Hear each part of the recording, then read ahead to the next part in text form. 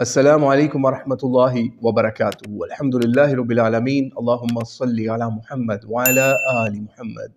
آج کی اس نشست میں ہم دو بڑے معروف ڈکٹیٹر پاکستان کے، ایک جنرل ضیاء الحق، دوسرے جنرل پرویز مشرف صاحب، ان دونوں کا کمپیریزن کریں گے۔ دراصل جس وقت 5 فروری 2023 کو یہ خبر سامنے آتی ہے کہ پرویز مشرف صاحب اس دنیا فانی سے کوچ کر گئے ہیں، پھر اس کے بعد ان کا جنازہ، اس کے مناظر اور بہت ساری چیزیں اس میں ہم شیئر بھی کریں گے، اور دونوں جرنیلوں کا یعنی مشرف اور ضیاء دونوں کا کمپیریزن کر کے بتائیں گے کہ ان کی سٹرگل کیا تھی، ان کا رجیم کیا تھا، ان کی فکر کیا تھی، اور دوسری طرف ان کے جنازے میں کیا ڈیفرنس نظر آیا۔ تو سب چیزیں آج آپ کو دکھائیں گے، تو آئیے اس کا آغاز کرتے ہیں۔ جس وقت جنرل ضیاء الحق صاحب نے اس ملک کے اندر ڈنڈے کے زور کے اوپر حکومت سنبھالی، تو وہ دور تھا جس وقت پیپلز پارٹی کے معروف لیڈر اس ملک کے اندر فحاشی اور عریانی کی طرف اس ملک کو گامزن کر رہے تھے۔ علماء کو مارا جا رہا تھا، قتل کیا جا رہا تھا، ان پہ مظالم ڈھائے جا رہے تھے۔ تو ایسے میں جس وقت افغان وار بھی شروع ہو رہی ہے، جس وقت رشیا بھی افغانستان کے اندر انویڈ کر چکا تھا، ایسے میں مسلمانوں کو پاکستان اور دیگر علاقوں سے مجاہدین کی ضرورت ہوتی ہے۔ تو اس وقت یا اس سے کچھ پہلے جنرل ضیاء الحق صاحب زبردستی اس ملک کے اندر مارشل لاء نافذ کرتے ہیں، اور وہ مارشل لاء نافذ کرنے کا مین مقصد یہ ہوتا ہے کہ وہ کہتے ہیں کہ یہاں پہ بہت برا حال ہے، ملک ٹوٹ چکا ہے اور بہت برے حالات ہیں، اور اسلام اور مسلمان کی خیر نہیں ہو رہی۔ تو وہ اس وقت نعرہ بلند کرتے ہیں اسلام فرسٹ کا، ٹھیک ہے، اسلام فرسٹ کا وہ نعرہ بلند کرتے ہیں۔ جبکہ ہم مشرف دور میں جائیں تو اس وقت بھی یہاں پہ ہمیں سملیرٹی اس طریقے سے نظر آتی ہے کہ اس کے قریب قریب بھی افغانستان میں امریکہ کی آمد کا دور ہو رہا ہوتا ہے، جس وقت یہ ڈکٹیٹرشپ سنبھالتے ہیں یا ڈنڈے کی زور کے اوپر حکومت سنبھالتے ہیں۔ جیسے ضیاء الحق صاحب کس کام کے لیے تھے، اور یہ اس کے اپوزٹ کام کے لیے تھے۔ یہ اس ملک کے اندر جو فحاشی اور عریانی کو مزید فروغ دینے کے لیے آتے ہیں، کیونکہ ان سے پہلے جو نواز شریف یا دیگر لوگ تھے، انہوں نے ضیاء الحق کی کچھ پالیسیز کو فالو کرتے ہوئے دوپٹہ پالیسی اور دیگر چیزیں، یعنی صرف میک اپ کی کوشش کی کہ یہاں پہ کچھ اسلامائزیشن ہو سکے۔ لیکن اس جنرل ضیاء الحق کے جو انفلوئنس تھا اس کو کم کرنے کے لیے ان کو ایک ایسا بندہ چاہیے تھا جو پرویز مشرف کی شکل میں ان کا اتحادی بن سکتا تھا۔ تو خیر، جنرل پرویز مشرف صاحب نے پاکستان فرسٹ کا نعرہ دیا، انہوں نے اسلام فرسٹ کا نعرہ دیا، انہوں نے پاکستان فرسٹ کا پرویز مشرف صاحب نے نعرہ دیا، اور پھر اس بیس کے اوپر پاکستان کے اندر میراتھن کروائی جا رہی ہے، کہیں پہ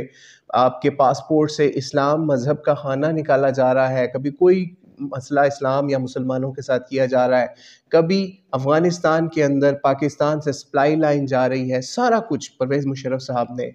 ایز اتحادی ہوتے ہوئے امریکہ کا ساتھ دیا، یعنی مسلمانوں کو مارنے کے لیے، مروانے کے لیے، غائب کرنے کے لیے۔ ایون ڈاکٹر عافیہ صدیقی اس دور کا نشان آج بھی موجود ہے کہ ان کا بھی آج تک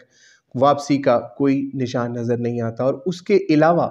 ہم ایک آپ کو اسکرین شاٹ بھی دکھاتے ہیں، یہ گوانتانامو بے کا ایک پریزنر ہے جو کہ ابھی زندہ ہے، جس نے پرویز مشرف کی ڈیتھ کے اوپر ایک پوسٹ لگائی کہ کس طریقے سے اس کو بھی ان کے رجیم کے اندر بیچا گیا تھا یا بھیجا گیا تھا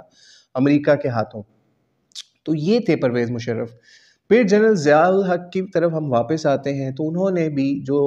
میک اپ کرنے کی کوشش کی، علماء کو سیٹیں یا علماء کو سپورٹ کرنے کی کوشش کی، یا اسلامائزیشن کی ایک کوشش کی، جس کی بنیاد کے اوپر لوگ ان کو بڑا پریز کرنے لگے، اور ایون یہاں تک کہ مختلف نعرے بھی اس وقت ایجاد ہوئے ان کے لیے، یعنی مرد مومن، مرد حق، ضیاء الحق، ضیاء الحق، اس طرح کے نعرے بھی ضیاء الحق صاحب کے لیے علماء کی طرف سے یا عوام کی طرف سے یا انہی کی آرمی کے میڈیا سیل کی طرف سے ایز اے مومن لیڈر کے طور پہ پیش کیے گئے ضیاء الحق صاحب کی سپورٹ کے لیے۔ لیکن ہوا یہ کہ جس وقت ضیاء الحق صاحب کا کریش ہوتا ہے، جس کے اندر بڑی بڑی شخصیات، ایون امریکہ کی بڑی بڑی شخصیات اور دیگر پاکستان کی بھی بڑی بڑی شخصیات انکلوڈنگ جنرل ضیاء الحق، کریش کے اندر جب ان کی وفات ہوتی ہے، ڈیتھ ہوتی ہے، یا کچھ لوگوں کے نزدیک شہادت ہوتی ہے، تو 19 اگست 1988 کو اتنا بڑا جنازہ پاکستان کی تاریخ کے اندر اس سے پہلے کہا جاتا ہے نہیں دیکھا گیا. یعنی آپ پاکستان سے باہر کے میڈیا کے بھی اسکرین شاٹس اگر آپ کو ملیں تو آپ وہ بھی دیکھیے تصویریں اس جنازے کی کہ انہوں نے کس طرح پورٹریٹ کیا. کسی نے کہا 1 لاکھ بندہ ہے، کسی نے کہا 10 لاکھ بندہ ہے، کسی نے کہا لاکھوں کا ہجوم تھا ان کے جنازے کے اندر. اور دوسری طرف جب مشرف صاحب کی باری آتی ہے تو مشرف صاحب کا جنازہ آپ دیکھ ہی چکے کہ ایک بند کمرے کے اندر ان کو لے کے آیا جاتا ہے، وہاں پر زبردستی سمجھ لیجئے کچھ لوگوں سے سلوٹ کرائے جاتے ہیں اور دیدار کرایا جاتا ہے، اور یہ کمپیریزن دونوں کے جنازوں کا بن رہا ہے. اور یہاں پر ایک چیز جو ہم پہلے سے مس کر چکے کہ ضیاء الحق کے دور کے اندر وہ دور تھا کہ قادیانیوں کے اوپر مزید زمین تنگ کی گئی، قادیانیوں کے اوپر لا کو مزید سٹرکٹ کیا گیا تاکہ وہ مسلمانوں کے شعار کو استعمال نہ کر سکیں، مسجدوں کے نام پہ اوپر اپنی عبادت گاہ یا اس ڈیزائن پہ اپنی عبادت گاہ نہ بنا سکیں. یہی وجہ ہے جس وقت جنرل ضیاء الحق کی شہادت یا موت ہوتی ہے تو اس کے اوپر قادیانی ربوے کے اندر اور پوری دنیا میں جشن مناتے ہیں. اور آج بھی ہم یوٹیوب پہ دیکھیں، فیس بک پہ دیکھیں، قادیانی جنرل ضیاء الحق اور اس کے علاوہ ذوالفقار علی بھٹو ان دونوں کی ڈیتھس کا بہت مذاق اڑاتے ہیں کہ جناب ان دونوں نے ہمارے اوپر زمین تنگ کرنے کی یا پاکستان کے اندر قانون سازی کرنے کی کوشش کی اور اللہ نے ان کو نشان عبرت بنایا. معاذ اللہ یہ ان کی سوچ ہے. حالانکہ ہمیں معلوم ہے کہ صحابہ کی زندگیاں ہم دیکھ لیں، اہل بیت کی زندگیاں دیکھ لیں، کیسے ان کو چیرا گیا، کاٹا گیا، سر تن سے جدا کیے گئے. تو کیا یہ اسلام کے نام کے اوپر چلنے کی وجہ سے ہوا یا پھر کافروں کا ساتھ دینے کی وجہ سے ہوا؟ آپ خود سوچ سکتے ہیں کہ اسلام کے لیے وہ قربانیاں تھیں. تو اگر جنرل ضیاء اور اسی طریقے سے ذوالفقار علی بھٹو کا اینڈ جو ہے اپیرنٹلی بہت دردناک موتوں کے اوپر ہوا، تو ہم کوشش نہیں ہوتے کہ ہم فیصلہ کریں کہ قادیانی اس کے اوپر یا فیصلہ کرے کہ جناب ان کی ڈیتھ اس لیے ہوئی یا ان کے ساتھ ایسا اینڈ اس لیے ہوا کیونکہ انہوں نے قادیانیوں پہ زمین تنگ کی تھی. اب دوسری طرف اگر مشرف کو دیکھیں تو پرویز مشرف وہ شخص ہے کہ جس کے زمانے کے اندر قادیانیوں کو بہت زیادہ سپورٹ ملی، اور ہمارے جو آئی ڈی کارڈ اور ہمارا جو پاسپورٹ ہے اس میں سے اسلام کا خانہ بھی ختم کرنے کی، مذہب کا ختم کرنے کی اسی لیے کوشش کی گئی تاکہ قادیانیوں کو کسی طریقے سے ایڈجسٹ کیا جا سکے بڑی بڑی پوسٹوں کے اوپر، بڑی بڑے عہدوں کے اوپر. لیکن اللہ کا شکر ہے اس وقت علماء نے اپنا رول ادا کرتے ہوئے پرویز مشرف کے اس اقدام کو چیلنج کرتے ہوئے وہ چیز ری انسٹیٹ کر دی کہ دوبارہ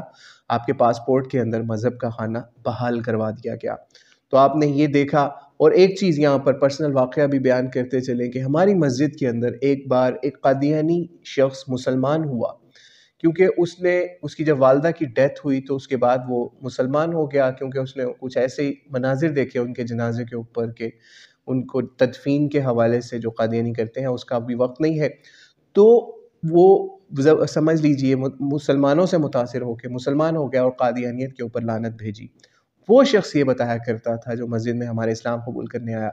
کہ قادیانی جو لوگ ہیں وہ مشرف کو بہت زیادہ پسند کرتے ہیں، اور بہت غالب گمان ہے کہ مشرف ایک قادیانی نواز بندہ تھا یا قادیانی تھا. بہرحال اس وقت مشرف صاحب زندہ بھی تھے جس وقت کی یہ بات ہم کر رہے ہیں، یا ان کا رجیم چل رہا تھا. تو اس لیے آپ یہ دیکھ سکتے ہیں کہ دونوں کے جنازے کس طرح ہوئے، کیا کمپیریزن ہمیں نظر آتا ہے. لیکن بہرحال ہم فیصلہ نہیں کر سکتے نہ ضیاء الحق کے لیے نہ ہی پرویز مشرف کے لیے کہ کون جنت میں جائے گا کون دوزخ میں جائے گا. یہ اللہ کریم کے فیصلے ہیں.